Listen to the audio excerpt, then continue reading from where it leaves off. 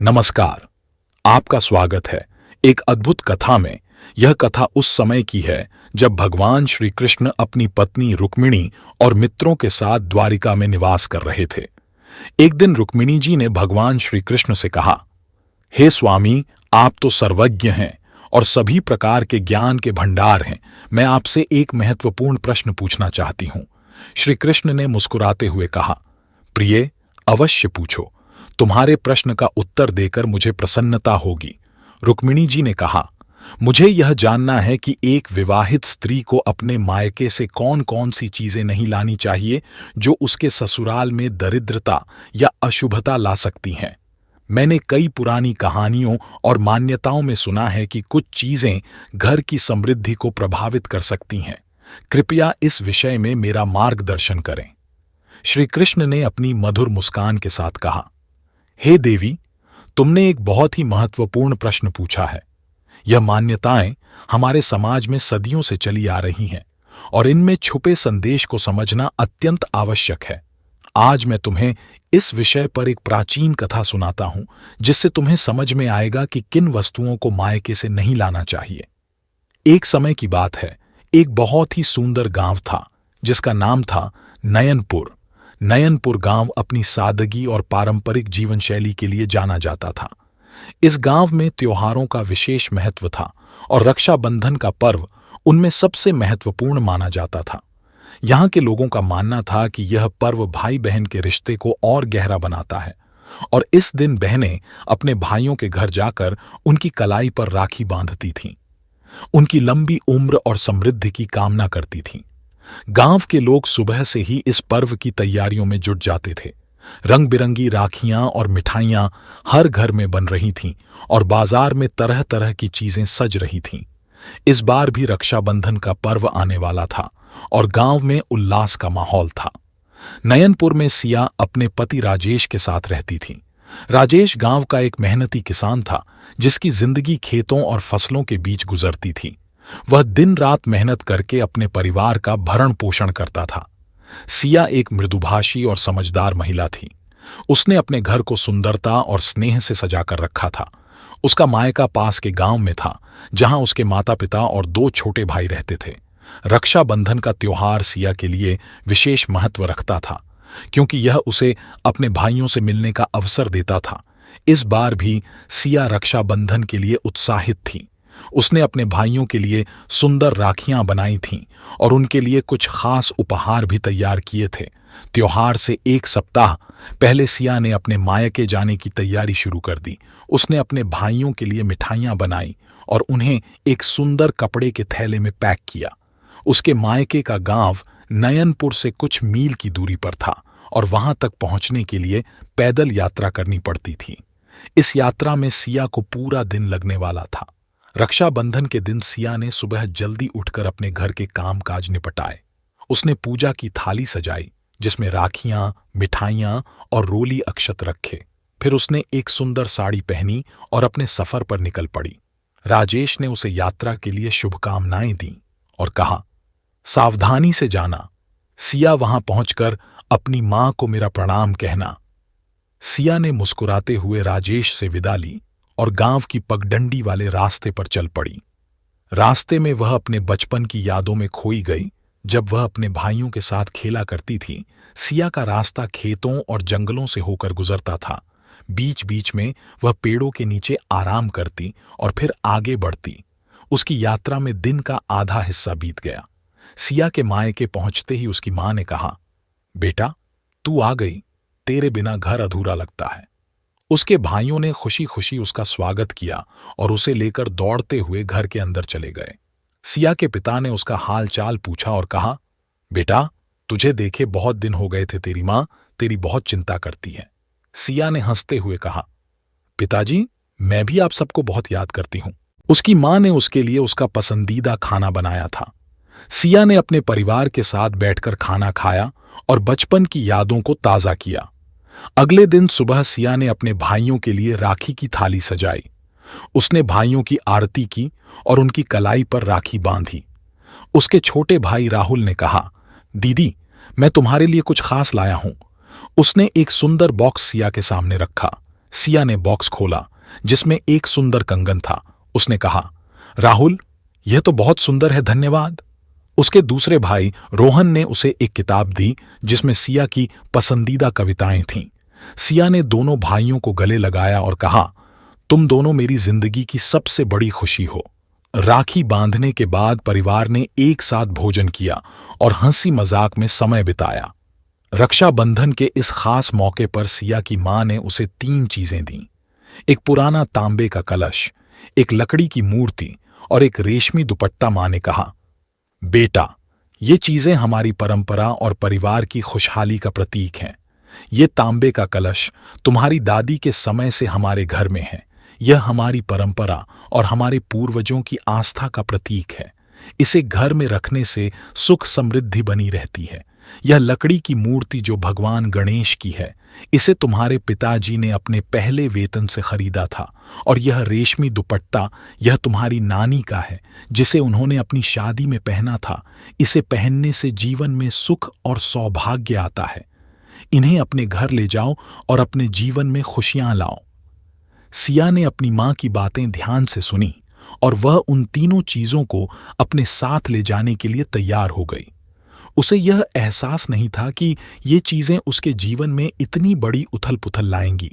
अगली सुबह जब सिया अपने घर जाने के लिए तैयार हुई तो उसकी मां ने कहा, सिया, यह तुम्हारे ससुराल के लिए कुछ चीजें हैं। थोड़ा नमक, झाड़ू और कुछ पुराने कपड़े हैं। ये सब तुम्हारे काम आएंगे। सिया ने अपने मायके से मिठाइयां, अपने भाई का प्यार और मां की दी हुई कुछ सौगातें लीं और घर की ओर निकल पड़ी।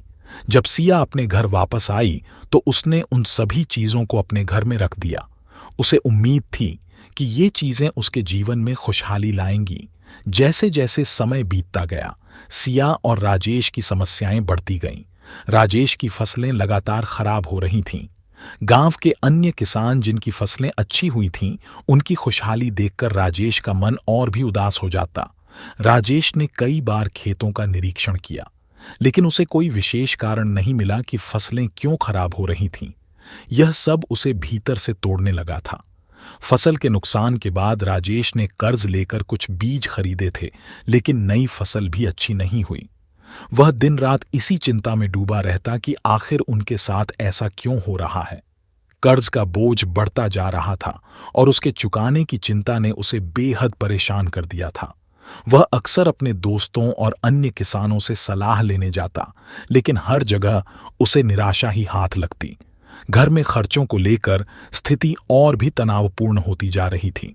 सिया ने घर के खर्चों में कटौती करनी शुरू कर दी थी। वह दिन में एक ही बार खाना पकाती ताकि राशन बच सके। उसने अपने कुछ गहनों को बेचकर घर के खर्चों के लिए पैसे जुटाए, लेकिन वह जानती थी कि यह स्थायी समाधान नहीं था।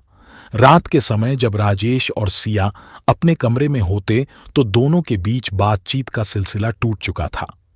राजेश अपनी चिंताओं में डूबा रहता और सिया उसकी चिंता देखकर खुद भी चिंतित हो जाती। उसने कई बार राजेश से बात करने की कोशिश की, लेकिन राजेश अपने विचारों में खोया रहता। एक दिन सिया ने देखा कि राजेश अकेले बैठा था। उसकी आंखों में चिंता और बेबसी की लकीरें साफ झलक रही थीं। सिया उसके पास गई और कहा, आप इतना क्यों सोच रहे हैं? मैं आपके साथ हूं, हम मिलकर सब ठीक कर लेंगे। राजेश ने भारी मन से जवाब दिया, सिया, मैं तुम्हें और इस घर को खुश देखना चाहता हूं, लेकिन इन दिनों कुछ भी सही नहीं हो रहा। सिया ने कहा, हमने हमेशा एक दूसरे का साथ दिया है। यह समय भी बीत जाएगा, हमें धैर्य रखना होगा। इसके बावजूद घर में नकारात्मकता का माहौल था। छोटी छोटी बातों पर सिया और राजेश के बीच अनबन होने लगी। सिया की चिंता उसकी सेहत पर भी असर डाल रही थी। वह ठीक से खा नहीं पा रही थी और अक्सर उसे नींद नहीं आती थी। राजेश का व्यवहार भी बदल गया था। वह जल्दी गुस्सा हो जाता और कई बार वह अपने दोस्तों से भी कड़वाहट से बात करता। गांव के लोग भी उनके बारे में बातें करने लगे थे। उनकी स्थिति इतनी खराब हो गई थी कि उन्हें घर का सामान भी बेचना पड़ा। उनके पास इतने पैसे भी नहीं बचे थे कि वे अपना कर्ज चुकता कर सकें। इस कठिन समय में सिया ने अपनी सहनशीलता और समझदारी का परिचय दिया। उसने घर के माहौल को ठीक करने के लिए कई प्रयास किए। उसने प्रतिदिन पूजा पाठ शुरू किया और घर में सकारात्मक ऊर्जा लाने की कोशिश की। वह जानती थी कि कठिनाइयां अस्थायी होती हैं और एक दिन उनका समाधान जरूर निकलेगा। राजेश भी धीरे धीरे यह समझने लगा कि इन परिस्थितियों में एक दूसरे का सहारा बनना ही सबसे बड़ी ताकत है। उसने अपनी निराशा को पीछे छोड़कर फिर से नए सिरे से प्रयास करने की ठानी। उसने अपने दोस्तों और गांव के बुजुर्गों से सलाह ली और अपनी खेती के तरीकों में बदलाव किया। इन प्रयासों के बावजूद सिया और राजेश दोनों को यह समझ नहीं आ रहा था कि उनके जीवन में अचानक इतनी समस्याएं क्यों आ रही हैं। उन्हें यह एहसास नहीं था कि घर में लाई गई चीजें उनके जीवन में इतना बड़ा बदलाव ला सकती हैं। एक दिन सिया ने गांव के प्रतिष्ठित पंडित जी को अपनी समस्याओं के बारे में बताया। पंडित जी बहुत ज्ञानी थे और गांव में सभी लोग उनकी बातों का सम्मान करते थे। उन्होंने सिया के घर आकर उन चीजों को देखा और ध्यान से निरीक्षण किया। पंडित जी ने कहा, बेटी, ये चीजें तुम्हारे घर के लिए शुभ नहीं हैं। हर वस्तु की अपनी ऊर्जा होती है और ये चीजें तुम्हारे घर की ऊर्जा के साथ मेल नहीं खा रही। इन्हें अपने मायके वापस ले जाओ और देखो कि क्या स्थिति बदलती है। सिया को पंडित जी की बात पर विश्वास नहीं हो रहा था, लेकिन उसके पास और कोई उपाय नहीं था। वह पूरी तरह से निराश और परेशान थी, इसलिए उसने पंडित जी की सलाह मानने का निर्णय लिया। सिया ने उन चीजों को समेटा और वापस अपने मायके जाने की तैयारी की। इस बार उसकी यात्रा उत्सव की नहीं, बल्कि चिंता और उम्मीदों से भरी थी। वह सोच रही थी कि कैसे यह सब उसकी मां को बताएगी। जब सिया अपने मायके पहुंची तो उसकी मां ने उसे देखकर तुरंत उसकी चिंता को भांप लिया। सिया ने अपनी मां को सारी बातें बताईं और कहा, मां, ये चीजें हमारे लिए अशुभ साबित हो रही हैं। कृपया इन्हें अपने पास रख लो। मां ने सिया की बात ध्यान से सुनी और कहा, बेटा, हो सकता है कि इन चीजों की ऊर्जा तुम्हारे घर के वातावरण से मेल नहीं खा रही हो। तुम इन्हें यहीं छोड़ दो और देखो कि क्या कुछ बदलता है। रात को सिया अपने मायके में सो रही थी। अचानक उसे एक स्वप्न आया। उसने देखा कि एक दिव्य प्रकाश से उसका कमरा जगमगा उठा। जब उसने आंखें खोलीं तो सामने मां लक्ष्मी को खड़ा पाया। मां लक्ष्मी ने मुस्कुराते हुए कहा, बेटा, तुम्हारे मन में जो शंका है उसे दूर करने आई हूं। ये चीजें तुम्हारे घर के लिए अनुकूल नहीं हैं, क्योंकि हर स्थान की अपनी ऊर्जा होती है। तुम्हारे घर की ऊर्जा का इन चीजों के साथ सामंजस्य नहीं बैठा रही है। सिया ने हाथ जोड़कर पूछा, मां, तो मैं क्या करूं? मैं अपने परिवार को इस स्थिति से कैसे बाहर निकालूं? मां लक्ष्मी ने कहा, तुम्हें बस अपने मन की शुद्धता बनाए रखनी होगी और अपने घर में सकारात्मक ऊर्जा को बढ़ावा देना होगा। ध्यान और भक्ति से अपने घर को पवित्र बनाओ। विश्वास रखो, सब ठीक हो जाएगा। और हमेशा ध्यान रखो, बेटी के कभी भी एक विवाहित स्त्री को अपने मायके से ये चीजें कभी नहीं लानी चाहिए। जो भी स्त्री ये गलती करती है, मैं उसके घर का त्याग कर देती हूं। पहली चीज है नमक। नमक को शुद्धता और स्थिरता का प्रतीक माना जाता है। यह जीवन में संतुलन बनाए रखने में महत्वपूर्ण भूमिका निभाता है। मायके से नमक लाने का मतलब है कि आपके ससुराल में स्थिरता और शांति को प्रभावित किया जा सकता है। नमक का संबंध रिश्तों की मिठास और समृद्धि से भी है। इसीलिए माना जाता है कि इसे मायके से नहीं लाना चाहिए, ताकि आपके नए घर में रिश्तों में मिठास और शांति बनी रहे। अगली चीज है तांबे का कलश। तांबे का कलश धार्मिक अनुष्ठानों में उपयोगी होता है और इसे पवित्रता का प्रतीक माना जाता है। यह घर में सकारात्मक ऊर्जा और शुद्धता लाने में सहायक होता है। यदि कोई इसे मायके से लेकर आता है तो यह घर की शुद्धता और पवित्रता को प्रभावित कर सकता है। इसलिए यह सुझाव दिया जाता है कि तांबे का कलश मायके से नहीं लाना चाहिए। इसके बजाय नए घर के लिए नया कलश खरीदना चाहिए, जिससे घर में सकारात्मक ऊर्जा बनी रहे। अगली चीज है झाड़ू। झाड़ू को घर की साफ सफाई और दरिद्रता को दूर करने वाला माना जाता है। यह घर की नकारात्मक ऊर्जा को बाहर निकालता है। यदि कोई इसे मायके से लेकर आता है तो यह घर की समृद्धि और सुख शांति को प्रभावित कर सकता है। झाड़ू का विशेष ध्यान रखना चाहिए कि इसे मायके से नहीं लाया जाए, ताकि आपके नए घर में दरिद्रता और नकारात्मकता का प्रवेश न हो। अगली चीज है पुराने वस्त्रों को मायके से लाने से घर की आर्थिक स्थिति पर बुरा प्रभाव पड़ सकता है। यह घर में दरिद्रता और नकारात्मकता ला सकते हैं। पुराने वस्त्र घर की ऊर्जा को प्रभावित करते हैं और इसे मायके से लेकर आने पर यह नकारात्मक प्रभाव डाल सकते हैं। नए घर के लिए नए वस्त्रों को प्राथमिकता देनी चाहिए ताकि घर में सकारात्मकता और समृद्धि बनी रहे। अगली चीज है गणेश जी की मूर्ति। गणेश जी को विघ्नहर्ता और शुभारंभ के देवता के रूप में पूजा जाता है। उनकी मूर्ति घर में रखना शुभ माना जाता है, लेकिन मायके से गणेश जी की मूर्ति लेकर आने से घर की शांति और समृद्धि प्रभावित हो सकती है। गणेश जी की मूर्ति को नए घर के लिए नए रूप में लाना शुभ होता है ताकि घर में सुख शांति और समृद्धि बनी रहे। जैसे ही अगली सुबह जब सिया की आंखें खुली तो उसने ने वह चीजें वहां पर छोड़ दी और मां लक्ष्मी के बताए मार्ग का पालन किया। उसके जीवन में सकारात्मक बदलाव आने लगे। राजेश की अगली फसल अच्छी हुई और उनकी आर्थिक स्थिति में धीरे धीरे सुधार होने लगा। राजेश को अपने काम में सफलता मिलने लगी और घर का माहौल भी बदल गया। गांव के लोग इस बदलाव को देखकर चकित थे। सिया और राजेश ने समझ लिया कि कभी कभी चीजें अपने आप सही हो जाती हैं जब हम सही निर्णय लेते हैं। सिया और राजेश ने इस घटना से सीख ली कि कभी कभी हमें अपनी परंपराओं और विश्वासों का सम्मान करते हुए समझदारी से काम लेना चाहिए। उन्होंने अपने जीवन में आए इस बदलाव को एक नए अवसर के रूप में लिया और अपने रिश्ते को और मजबूत बनाया। सिया ने यह भी सीखा कि चीजों की ऊर्जा का हमारे जीवन पर कितना प्रभाव पड़ता है। उसने तय किया कि वह भविष्य में किसी भी चीज को अपनाने से पहले उसकी ऊर्जा और प्रभाव को समझेगी। सिया और राजेश की कथा ने पूरे गांव में जागरूकता फैला दी। लोगों ने समझा कि कभी कभी हमारे घर की छोटी छोटी चीजें हमारे जीवन में बड़ा बदलाव ला सकती हैं। गांव के बुजुर्गों ने सिया की कथा को एक सीख के रूप में लिया और युवाओं को बताया कि हमें अपनी परंपराओं और विश्वासों का सम्मान करना चाहिए, लेकिन साथ ही यह भी समझना चाहिए कि हर चीज हमारे लिए शुभ नहीं होती। इस घटना के बाद गांव के लोग और भी जागरूक हो गए। उन्होंने अपनी पुरानी चीजों की ऊर्जा के प्रभाव को समझना शुरू किया और अपने जीवन में सकारात्मक बदलाव लाने का प्रयास किया। गांव में अब हर कोई अपने घर की चीजों की महत्ता को समझने लगा था और उनकी देखभाल करने लगा था। सिया और राजेश का जीवन अब पहले से भी ज्यादा खुशहाल हो गया था।